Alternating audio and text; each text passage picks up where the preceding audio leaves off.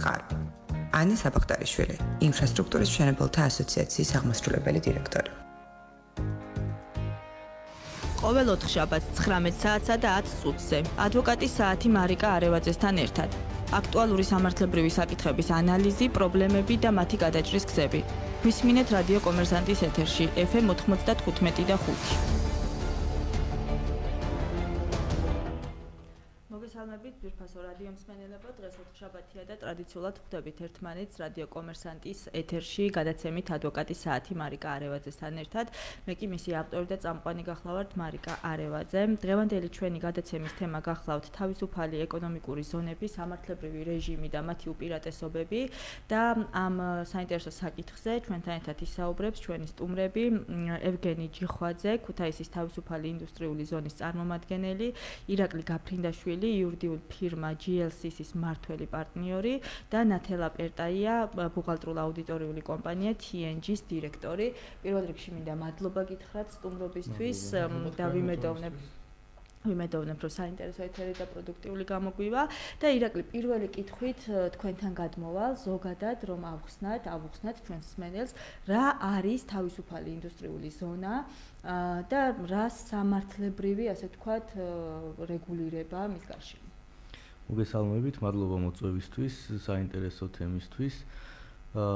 ესე იგი, თავისუფალი ინდუსტრიული ზონა ზოგადად არის თავისუფალი ინდუსტრიული ზონების შესახებ საქართველოს კანონის საფუძველზე დარეგულირებული, ასე ვთქვათ, სპეციალური ზონა, რომელიც იქმნება მთავრობის ინიციატივით, მთავრობის დადგენილებით ან კერძო სუბიექტის მოთხოვნით, ისევ და ისევ მთავრობის მიერ, რომელსაც ყავს ადმინისტრატორი, რომელიც თავის მხრივ არ შეიძლება იყოს თავისუფალი ზონის საწარმო, ანუ იგი რეგისტრირებული უნდა იყოს თავისუფალი ზონის გარეთ და მასთან ხელშეკრულების საფუძველზე მთავრობა განსაზღვრავს მის ვალდებულებებს, უფლებებს და იმ რეგულაციებს, თუ რას უნდა ექვემდებარებოდეს, რა უნდა შეასრულოს, ასე ვთქვათ, ადმინისტრატორმა. ასე ვთქვათ, სამართლებრივი კუთხით ეს არის სპეციალური ზონა, რომელიც არის შემოფარგლული, ანუ არის გამოყოფილი, ასე ვთქვათ, საქართველოს ტერიტორიის შიგნით, რომელსაც აქვს სპეციალური საბაჟო, ასე ვთქვათ, გამშვები პუნქტები და საქონლის, ასე ვთქვათ, შეტანა, გამოტანა ექვემდებარება, ანუ აღიქმება, ასე ვთქვათ, როგორც საქართველოდან საქონლის გატანა, ექსპორტი, ხოლო თიზიდან თავისუფალი ინდუსტრიული ზონიდან საქონლის შეტანა საქართველოს სხვა ტერიტორიაზე აღიქმება როგორც საქონლის იმპორტი. რა უპირატესობები აქვს, ანუ ბიზნესისთვის რატომ შეიძლება გახდეს საინტერესო სამართლებრივი თვალსაზრისით თავისუფალ ინდუსტრიულ ზონაში რეგისტრაცია? დიახ, სხვადასხვა ტიპის ბიზნესისთვის სხვადასხვა უპირატესობა აქვს, მაგალითად, ყველაზე ასე ვთქვათ, ახალისებული კანონმდებლობით ეს არის წარმოება თავისუფალ ინდუსტრიულ ზონაში. დაუშვათ კომპანია, რომელსაც სურს საწარმოს შექმნა და საქართველოს გარეთ უცხოეთში თავის პროდუქციის ექსპორტი, ამ შემთხვევაში ფაქტიურად ყველაზე დიდი უპირატესობებით სარგებლობს, ვინაიდან ყველაზე ასე ვთქვათ, ლოიალური საგადასახადო დაბეგვრის რეჟიმი შეეხება მას ამ შემთხვევაში. ასევე თუნდაც მშენებლობის ნებართვის კუთხით, მოგეხსენებათ მშენებლობის ნებართვის აღება გარკვეულ პროცედურასთან არის. ამ შემთხვევაში კანონი პირდაპირ განსაზღვრავს, რომ სხვადასხვა ნებართვების და ლიცენზიების აღება თავისუფალ ინდუსტრიულ ზონაში ხდება გამარტივებული წესით. ამ შემთხვევაში მშენებლობის ნებართვას თუ შევეხებით, მშენებლობის ნებართვას გამარტივებული წესით გასცემს თვითონ ადმინისტრატორი, ანუ თავისუფალი ინდუსტრიული ზონის ადმინისტრატორი. ნებისმიერ ტერიტორიულ ერთეულზე, სადაც არ უნდა წარიმართოს მშენებლობა. შიგნით, ამ თავისუფალი ინდუსტრიული ზონის შიგნით არსებულ მშენებლობას ეხება, ოღონდ ერთი შეზღუდვა არის, რომ ამ ზონაში აკრძალული არის საცხოვრებელი სახლების მშენებლობა, ვინაიდან ინდუსტრიული ზონაა თავისთავად.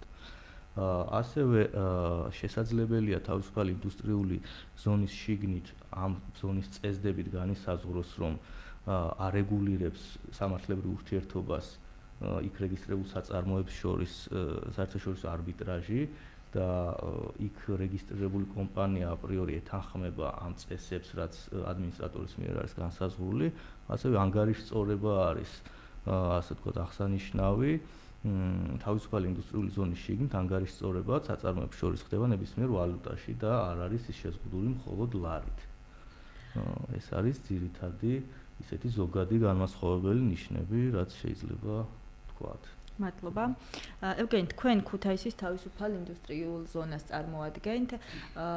ზოგადად რომ მივაწოდოთ მსმენელს ინფორმაცია, რამდენი ინდუსტრიული ზონა გვაქვს და რა არის, ანუ როგორ უნდა მოხვდნენ, ასე როგორ უნდა რა პროცედურები გაიარონ, რომ დარეგისტრირდნენ თავისუფალ ინდუსტრიულ ზონაში.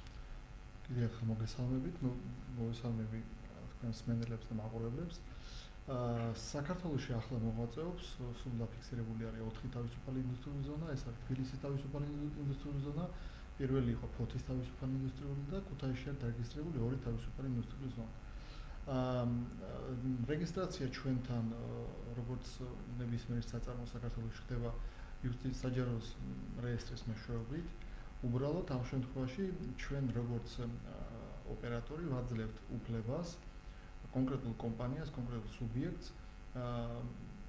თავის იურიდიული მისამართი დააფიქსიროს ჩვენი კონკრეტული ინდუსტრიული ზონის მისამართი. ამ ნებართვის აღების, ჩვენი ნებართვის აღების შემდეგ იურიდიული მისამართი ფიქსირდება კონკრეტული თავისუფალი ინდუსტრიული ზონის და ითვლება, რომ საწარმო მუშაობს და მოღვაწეობს თავისუფალ ინდუსტრიულ ზონაში. რაც შეეხება რა პროცედურები უნდა გაიაროს, ყველა ინდუსტრიულ ზონას სხვადასხვა მიდგომები აქვს, მე შემიძლია ვთქვა ქუთაისის ინდუსტრიული ზონის მაგალითზე. ჩვენ ორიენტაციას მაინც ძირითადად ვაკეთებთ, მოვიზიოთ ისეთი ტიპის ინვესტორები, რომლებიც აკეთებენ, უნდა გახსნან საწარმოები და მოახდინონ პროდუქციის წარმოება. შესაბამისად, ჩვენ ძირითადად ასეთი ტიპის ორგანიზაციებს ვახდებით გარკვეული ჯარის თანხას, გააჩნია იმ ფაქტს, რასაც ჩვენ მივცემ კონკრეტულ სუბიექტს და შესაბამის ხელშეკრულების გაფორმების შემდეგ ჩვენ არანაირი გადასახადს აღარ ვახდებიებთ კონკრეტულ თუ ადამიანი ხსნის საწარმოს და იწყებს ფუნქციონირებას. აქვე მინდა აღნიშნო, რომ ქუთაისის თავისუფალი ინდუსტრიული ზონა ბიზნესიდან გამომდინარე ჩვენთვის არაა პრიორიტეტი მარტო თანხის, გარკვეული თანხის აღება და რაღაც ამითი ჩვენი თავის შემოსავლის მიღება. ჩვენთვის თავარია, რომ ბიზნესი, რომელიც ჩვენთან შემოვა, პირველ რიგში განვითარდეს, კომფორტულად იგრძნოს თავი და ამის შემდეგ, როცა ბიზნესი განვითარდება, შესაბამისად ჩვენთაც, ასე რომ ვთქვათ, იჯარის გადასახადი შეიძლება იყოს რამდენიმე უფასო და ასე შემდეგ გააჩნია ეს უკვე კონკრეტულ ბიზნესია დამოკიდებული. უპირატესობებზე რომ გავამახვილოთ ყურადღება, ქალბატონათელა თქვენთან გადმოვალ შემდეგი კითხვით, კონკრეტულად ბუღალტრული და საგადასახადო კუთხით, რა უპირატესობებია, ხომ არ თავისუფლებიან რაიმე კონკრეტული მოქმედების საბუღალტრო თვალსაზრისით განხორციელებისგან იქ რეგისტრირებული სუბიექტები, ან რა შეღავათები აქვთ მათ თუ აქვთ? მივესალმები თქვენ მსმენელებს, მინდა გითხრათ, რომ თავისუფალ ეკონომიკურ ზონაში იმ ხელა შეღავათებია იქ დარეგისტრირებული საწარმოსათვის, რომ ნებისმიერი საწარმოს ხელმძღვანელი ამას ძალიან მარტივად დაითვლის და მის უპირატესობაში დარწმუნდება. კერძოდ, ესე იგი, თიზის საწარმო განთავისუფლებულია მოგების გადასახადისგან. ანალოგიურად განთავისუფლებულია DGG-ის მოგების გადასახადი 20%, მე რიცხვებს დავასახელებ, DGG-ის გადასახადი 15%, ქონების გადასახადი 1% წლიური საერთო ქონების ღირებულებისაგან, ასევე აი უცხოური ან თიში წარმოებული საქონლის გატანისას განთავისუფლებულია იმპორტის გადასახადისაგან. ეს იმ ხელა გადასახადებია, რომ იმ ხარჯებთან შედარებით, რომელსაც საწარმო გასცემს, რომ დარეგისტრირდეს ამ თავისუფალ ეკონომიკურ ზონაში, მე შემიძლია დაგისახელოთ დღევანდელი ციფრებიც. აქ ესე იგი პირველადი რეგისტრაცია 5000 ლარიღის, მერე ლიცენზიის შეძენა ხდება, რომელიც წელიური $3000-ია, ბაპატიეთ $5000 და $3000. აი ეს ხარჯი იმ შეღავათებთან შედარებით ძალიან მინიმუმია. ამიტომ ნებისმიერი საწარმოსთვის აქ კიდევ ბევრი სხვა შეღავათებია, თუნდაც აი საწარმო, რომელიც საქონელს აწარმოებს თიზის ტერიტორიაზე, შეღავათები აქვს კომუნალურ გადასახადებში. ქალბატონათელა, რადიო კომერსანტის ეთერში რეკლამის დროა და რეკლამის შემდგომ გავაგრძელოთ საუბარი. ადვოკატის საათი, მარიკა არევაძესთან ერთად. რეკლამა რადიო კომერსანტზე. Samsung-ი გირჩევთ. შეიძინეთ Samsung-ის smartphone მხოლოდ Samsung-ის ოფიციალური ჰოლოგრამით და მიიღეთ განსაკუთრებული საჩუქრები და შეთავაზებები. ჰოლოგრამა გიცავს. Შემოტვირთე App Store-დან Radio Tuner და უსმინე რადიო კომერსანტს. iPhone-ის აპლიკაციით. რეკლამა რადიო კომერსანტზე. ყოველ სამუშაო დღეს დილის ეთერის სპონსორია ფინკა ბანკი. ისარგებლეთ ფინკა ბანკის ავტოსესხით და მარტივად მიიღეთ 25,000 ლარამდე თანხა მეგობარი ავტომობილისაგან. შეავსეთ ონლაინ განაცხადი და 30 წუთში აიღეთ ფინკა ბანკის ავტოსესხი. დაგვირეკეთ ფიფქი 49 49.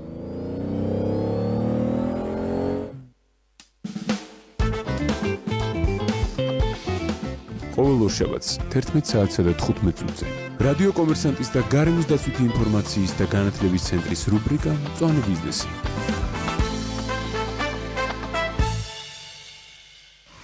ადვოკატის საათი მარიკა არევაძესთან ერთად. დავბრუნდით ეთერში და საუბრობდით იმ შეღავათებზე, რომელიც თავისუფალ ინდუსტრიულ ზონაში რეგისტრირებულ სუბიექტს შეიძლება გააჩნდეს. დიახ, მე ჩამოგითვალეთ ის შეღავათები, რომელიც აქვს ნებისმიერ საწარმოს, რომელიც დარეგისტრირდება თავისუფალ ინდუსტრიულ ზონაში. თუმცა გარკვეული რაღაც ვალდებულებები საგადასახადო და ბიუჯეტთან მაინც არსებობს, თუმცა ეს იმდენად მცირეა, და მე დაგისახელებ ცირს, ესე იგი აქ საგადასახადოს კუთხით წარმოიქმნება ვალდებულება ყოველთვიურად ჩააბაროს ორი დეკლარაცია.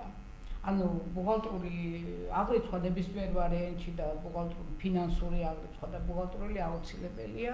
ამას ითვალისწინებს კიდევაც წესდება, რომ ორი თანამშრომელი უნდა ყავდეს კაკ მინიმუმ, როგორც მინიმუმ მაპატიეთ და აქედან ერთი უნდა იყოს ბუღალტერი. ესე იგი ყოველთვიურად ბარდება ორი დეკლარაცია, ეს არის თიზის საწარმოს ანგარიშგება და მეორე არის განაცემთა ინფორმაცია.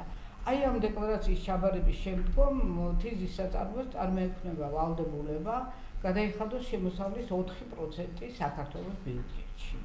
აი ეს ერთადერთი ვალდებულება, რომელიც მას უჩნდება და 20%-ის, 18-ის, კიდევ ერთის და უამრავი რაც მე ჩამოთვალე იმასთან შედარებით ეს ძალიან მიზერული თანხაა.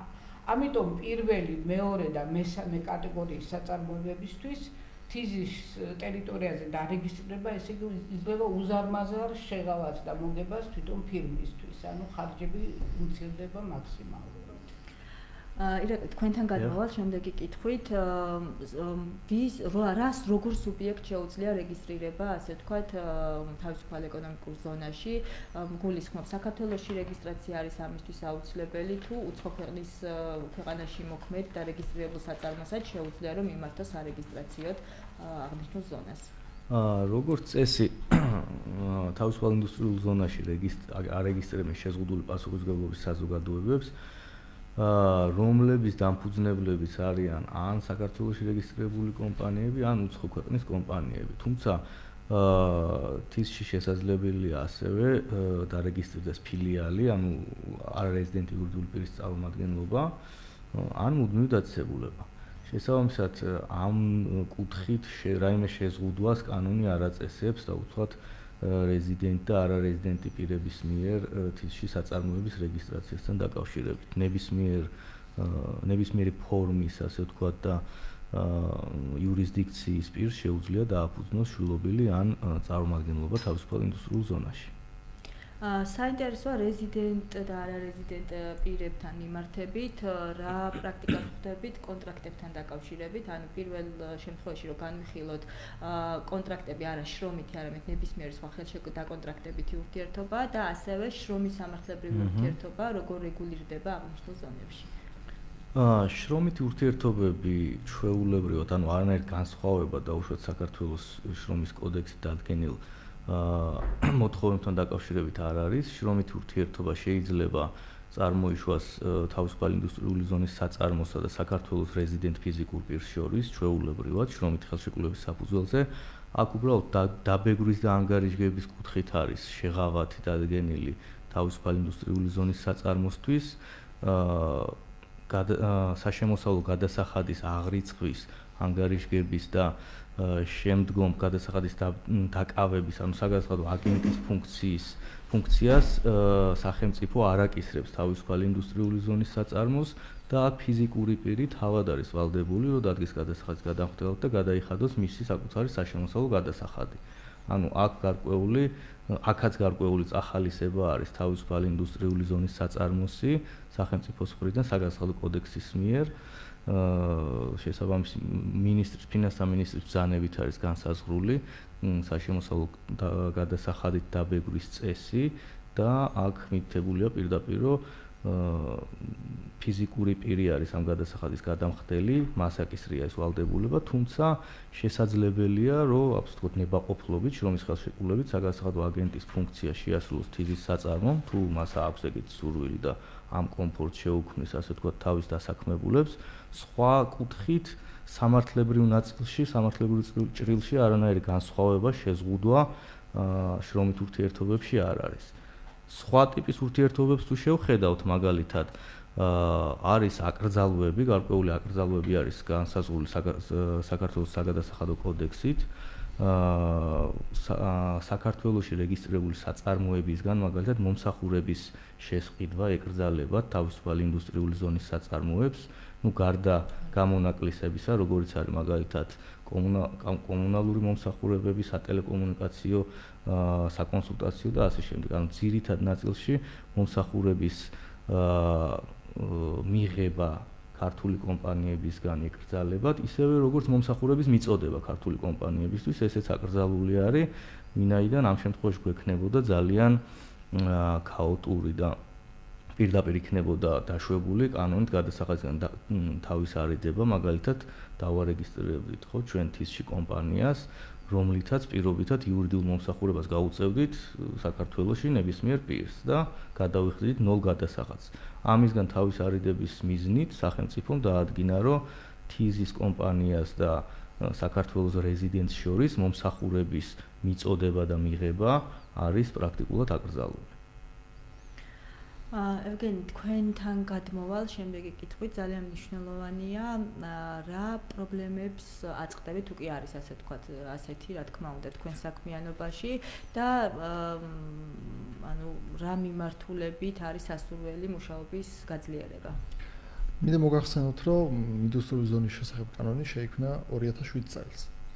მის მერე ფაქტობრივად ეს კანონი არ შეცვლილა, არის პირვანდელი სახით და ხო წარმოგიდგენია 12 წლის მანძილზე, როცა კანონი არ შეიცვლება, ბუნებრივია წარმოიშვა პრობლემა.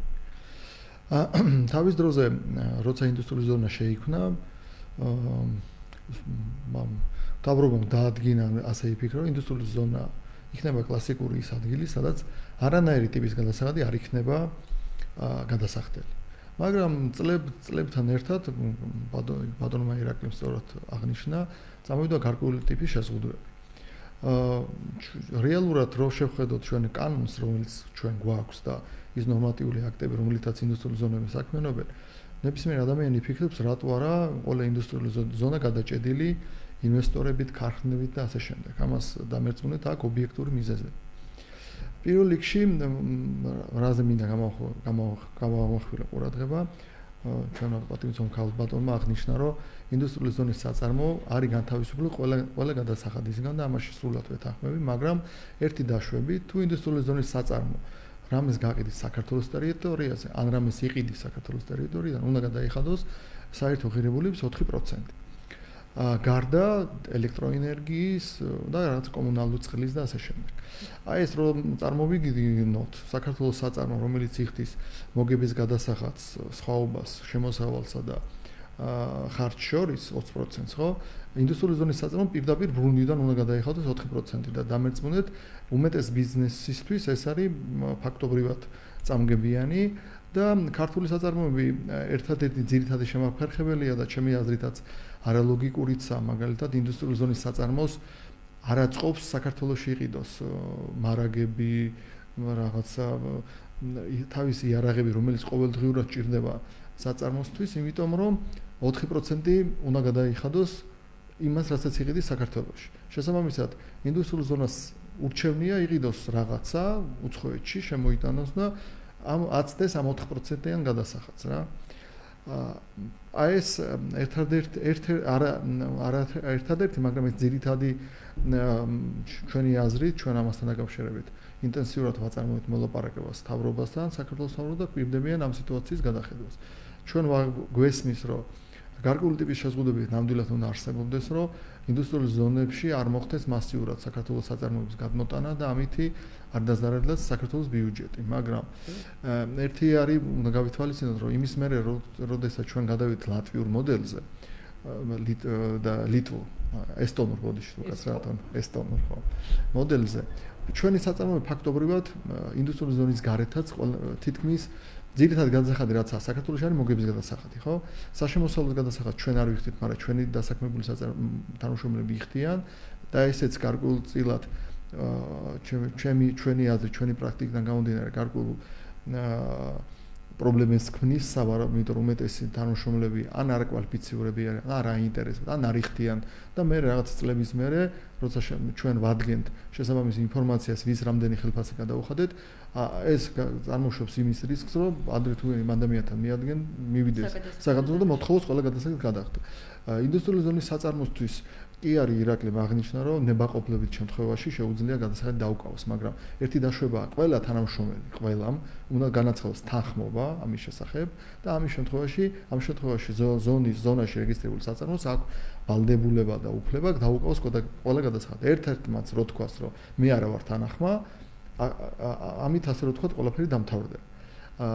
საშემოსავლოს გადასახადი ადმინისტრირება არ არის რთული და მე არ ამგონია, რომ ინდუსტრიული ზონის საწარმო ამაზე თქვას უარ.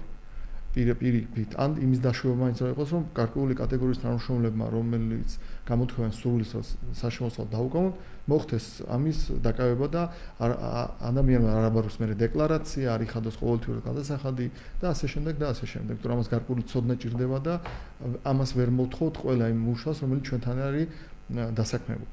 ამის გარდა მოგების გადასახადი, როგორც ესტონურ მოდელზე როცა გადავედით, საქართველოს ტერიტორიაზე აღარ არის. ჩვენ ინდუსტრიული ზონის საწარმოები ზონები ვეღარ უწევთ, როცა მოდის ჩვენთან ინვესტორი, რომელსაც უნდა ქარხნის გახსნა, ხო? ვის თავისთავად ჯერ ერთი ყველა ზონას დაათვალიერებს, ინფრასტრუქტურას შეაფასებს. მე მივა ეკონომიკის სამინისტროში ეს აპრობირებული საშუალება, ეკონომიკის სამინისტრო იტყვის, ინდუსტრიული ზონის საწარმოების გახსნა გინდა, რატო უნდა გახსნა ინდუსტრიული ზონაში? აგერ მიწა ერთლარად გაჩუქებ და რეგისტრირდი იმუშავე.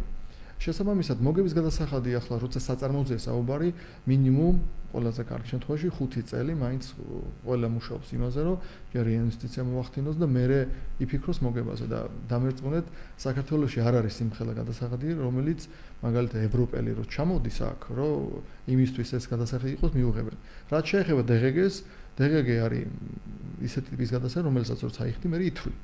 შესაბამისად, საბაჟოზე მე კი შემოვიტანე რაღაცა გარკვეული ტიპის პროდუქტი, მანქანა დანადგარები და ასე შემდეგ და ასე მანქანა დანადგარები საერთოდ განთავისუფლეს, მაგრამ მეორე თვეში ამას ჩავითვლი. ან და გარკვეული პერიოდის მერე შემოსავლის სამსახურში წერილს, რომ მე კარგი პატიოსანი განვახტები, სვამენ ოქროს სიაში და საერთოდ თავრებს არ ვიხდი.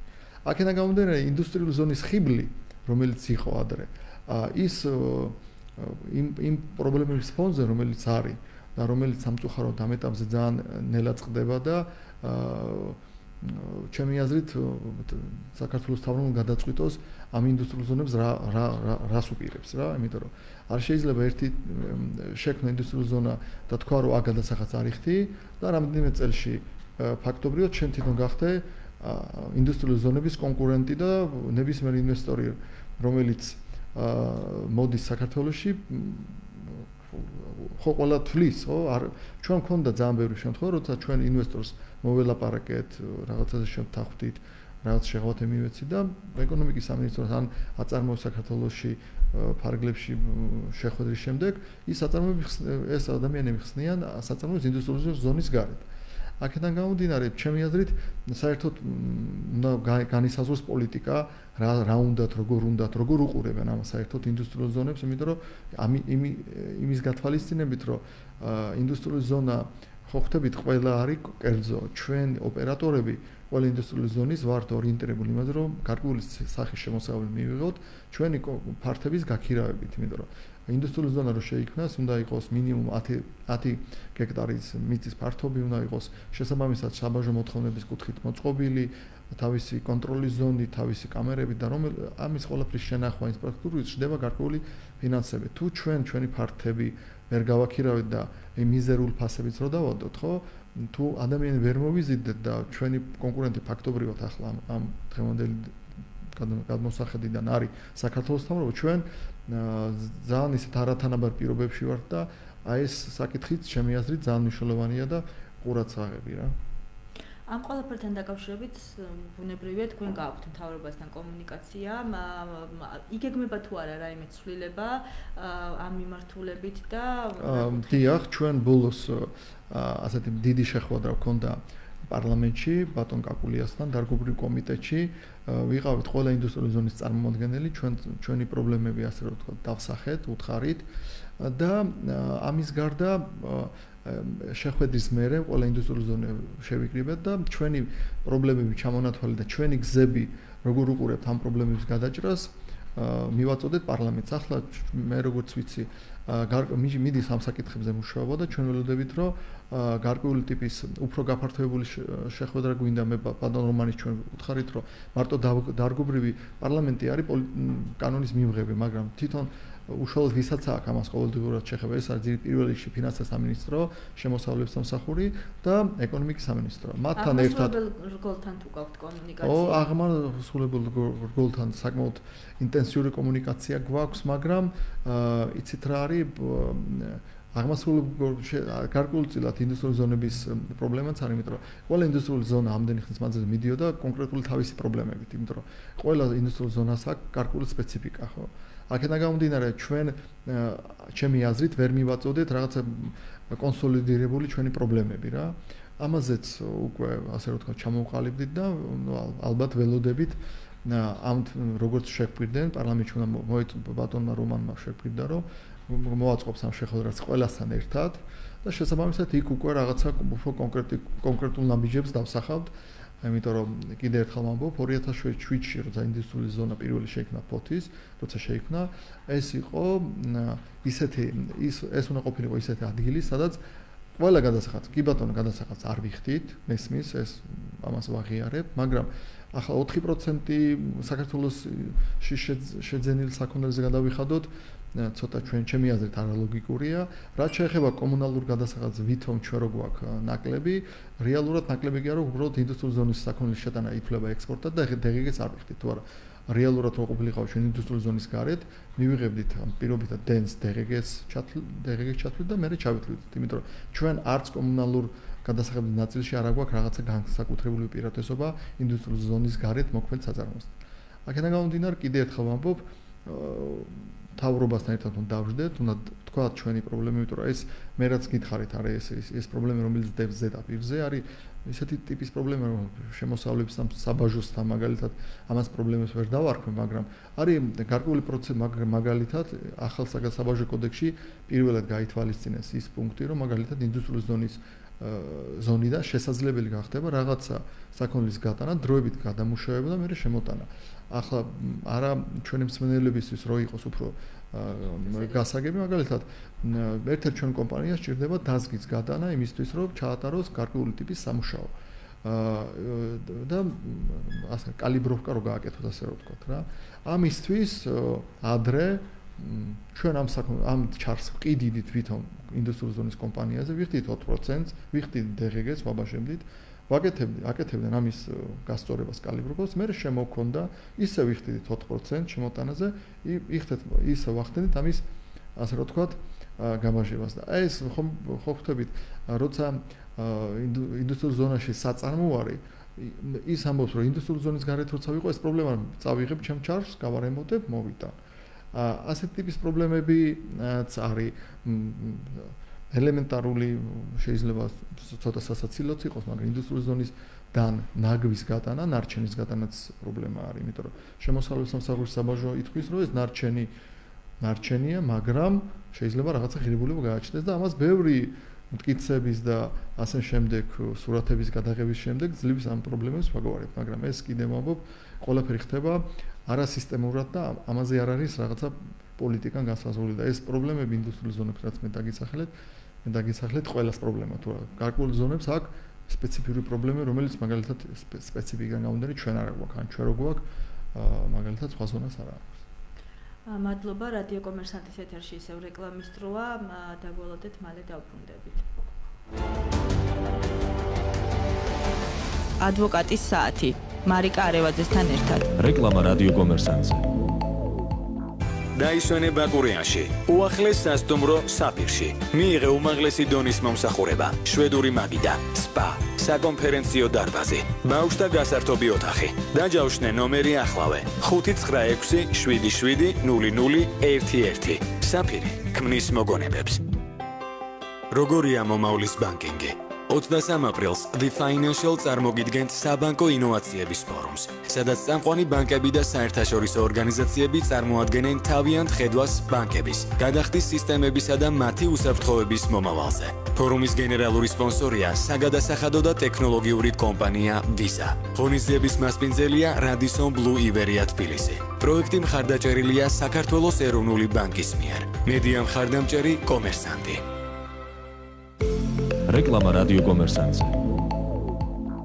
ყოველ სამუშაო დღეს 9 საათიდან 11 საათამდე კომერსანტის დილა ნიკა ქავთარაძესთან და სალომე ლემონჯავასთან ერთად. საინტერესო სტუმრები, სიახლეები, სასარგებლო რჩევები კომერსანტის დილის ეთერში.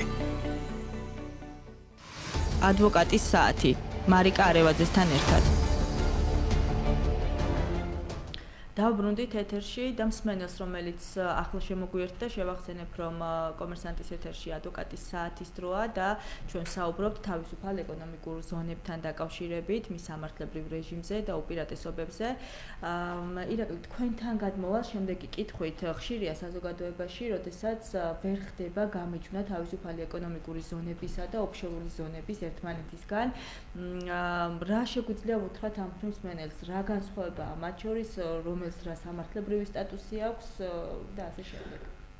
დიახ, სამწუხაროდ ამ ბოლო დროს არა მარტო, ასე ვთქვათ, ყოფით დონეზე ვერ ხდება ამისი გამიჯვნა, არამედ კომერციული ბანკების მხრიდანაც ბოლო დროს არის ესეთი მიდგომა, რომ გარკვეულად ისინი ოფშორებს თან აიგივებენ თავისუფალ საქართველოში არსებულ თავისუფალ ინდუსტრიულ ზონებს და გარკვეულ ბერკეტებს პრობლემებს ქმნიან იმ TNG-ის კომპანიებისთვის ჯერ ანგარიშის გახსნისთვის, ხოლო შემდგომ უკვე ამ ანგარიშით სარგებლობისთვის. რაც ჩემი აზრით აბსოლუტურად მიუღებელია, იმიტომ რომ არანაირი კავშირი ოფშორს და თავისუფალ ინდუსტრიულ ზონას შორის, საქართველოში მოქმედ თავისუფალ ინდუსტრიულ ზონებს შორის არ არსებობს, ვინაიდან ოფშორში ეს არის დახურული ინფორმაცია, თუ ვინ არის ბენეფიციარი მესაკუთრე, ვინ არიან რეალურად მფლობელები კომპანიის, რაც ჩვენ შემთხვევაში აბსოლუტურად ღია ინფორმაცია არის და ნებისმიერ პირს შეუძლია, როგორც ჩვეულებრივ საქართველოს კომპანიის შემთხვევაში სამეწარმეო რეესტრის საიტზე შევიდეს და ნახოს ნებისმიერ ინფორმაცია კომპანიის მფლობელების შესახებ. ანუ ეს არ არის დამალული ინფორმაცია. ერთადერთი განსხვავება საქართველოსში რეგისტრირებულ ჩვეულებრივ ტიპიურ საწარმოსა და TNG-ის საწარმოს შორის არის ის საგადასახადო შეღავათები, რომელიც საგადასახადო კოდექსის მიხედვით სარგებლობს TNG-ის საწარმო.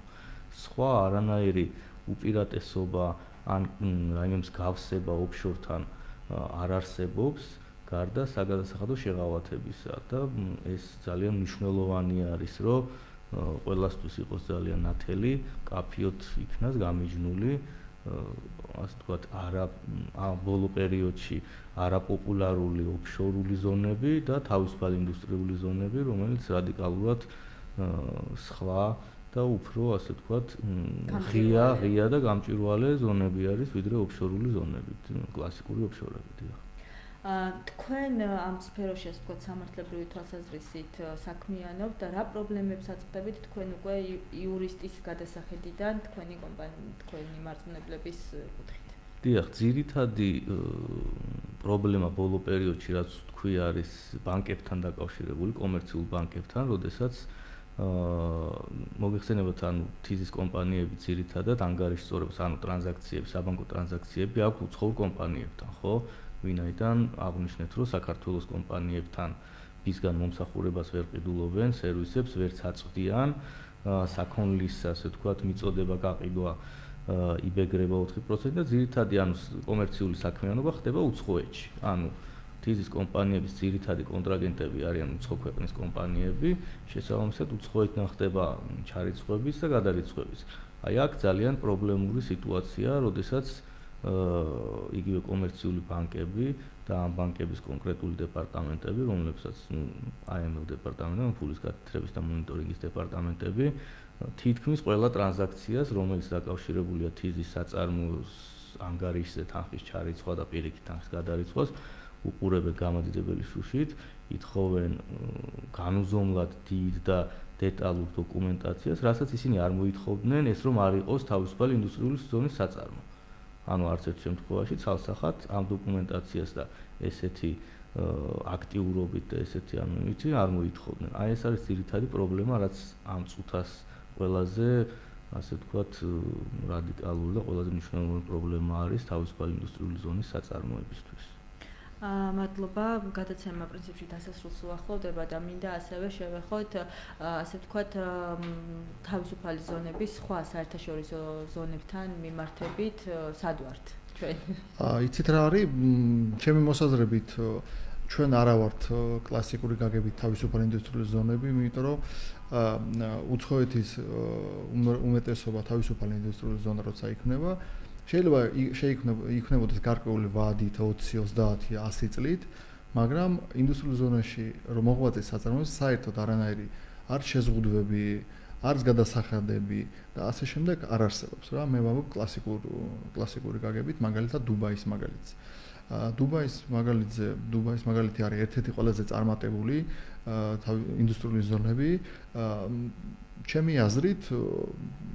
აზრით დუბაიში რაც გააკეთეს კარგად, აცალეს ამ ზონაზე, ამ ტერიტორიაზე საწარმოების გახსნას, განვითარებას, მოძლიერებას და ამის შემდეგ დაიწყეს რეგულაციების გარკვეული შეზღუდვების დაწესება და ჩვენთან სამწუხაროდ ჯერ ინდუსტრიული ზონა შეიქმნა, მერე ეტაპობრივად გარკვეული ტიპის შეზღუდვები დააწესეს, მაგრამ არ მოხდა ისე არც ერთი ინდუსტრიული ზონის განვითარება, რომ მაგალითად როცა ყოფილიყო ეს 4-ვე თავისუფალი თავიდან ბოლომდე დატვირთული, აი ეს ყველაფერი მოხდებოდა დამერტყუნოთ გარკვეული არანაირი პრობლემა არ იქნებოდა, მაგრამ ზოგ უმეტესი ინდუსტრიული ზონა დატვირთული არის ნაწილობრივ, არ არის ბოლომდე ათვისებული მათი არსებული ფართები და დამატებითი შეზღუდვების დაწესება და თან მით უმეტეს ასეთი საშეღავათო კლიმატის შექმნა, რომელიც არის საქართველოში, ეს ყველაფერი აფერხებს ინდუსტრიული ზონების განვითარებას. და რა პოტენციალს ხედავთ საქართველოში ინდუსტრიული ზონების განვითარების და რა ბენეფიტი იქნება ეს? იცით რა არის? პოტენციალი ძალიან დიდია, იმიტომ რომ ჩვენ მეზობელ ქვეყნებში მოგეხსენებათ არის საკმაოდ არა პროგნოზირებადი პოლიტიკური და სოციალური და ეკონომიკური მდგომარეობა. ჩვენ ძალიან ბევრი ინვესტორი მოგდის რუსეთიდან, უკრაინიდან და ჩვენი მეზობელი ყოფილი საბჭოთა კავშირის ქვეყნები ევროპიდან, იმიტომ მოდიან რომ გადასახადები არის ჩვენთან გაცილებით ნაკლები და შესაბამისად ამ ხალხთან სწორად მუშაობა და ამ შემთხვევაში ძირითადი რაც არის მთავარი, მე მესმის რომ ტურიზმი ძალიან კარგია ქვეყნისთვის, მაგრამ ვერც ერთი ქვეყნის ეკონომიკა ვერ განვითარდება რეალური წარმოების შექმნის გარეშე. წარმოება არის ძირითადი ქვაკუთხედი, რომლის ბეჭებზე ასე რომ ვთქვათ, იქნება დოვლათი ქვეყნის. და ძირითადი სამუშაო ადგილები არის წარმოების სფეროში და არა ვაჭრობა და ტურიზმი. ეს არის ძირითადი ბენეფიტი და ჩემი აზრით ამაზე უნდა გააკეთონ ძირითადი აქცენტი და ამაზე უნდა მოახდინონ კონცენტრირება როგორც მთავრობამ, ისე ყველა ინდუსტრიული ზონა. მადლობა თითოეულ სტუმარს, დიდი მადლობა მინდა გითხრათ მობრძანებისთვის. Ჩვენი გადაცემა დასასრულს მივახლოვდავს. მე შევახსენებ, რომ ჩვენ საუბრობდით დღეს თავისუფალ ინდუსტრიულ ზონებზე, მათ სამართლებრივ რეჟიმზე და უპირატესობებზე და გადაცემის სტუმრები გახლდათ ევგენი ჯიხვაძე, ქუთაისის თავისუფალი ინდუსტრიული ზონის წარმომადგენელი, ირაკლი გაფრინდაშვილი, იურიდიული ფირმა GLCC-ის მმართველი პარტნიორი და ნათელა პერტაია, ბუღალტრულ აუდიტორული კომპანია TNG-ის დირექტორი. კიდევ ერთხელ დიდი მადლობა და მშვიდობები მსმენელს. კარგად ეხლა. ყოველ ოთხშაბათს 19 საათსა და 10 წუთზე ადვოკატის საათი მარიკა არევაძესთან ერთად. აქტუალური სამართლებრივი საკითხების ანალიზი, პრობლემები და მათი გადაჭრის გზები. მისმინეთ რადიო კომერსანტის ეთერში FM 95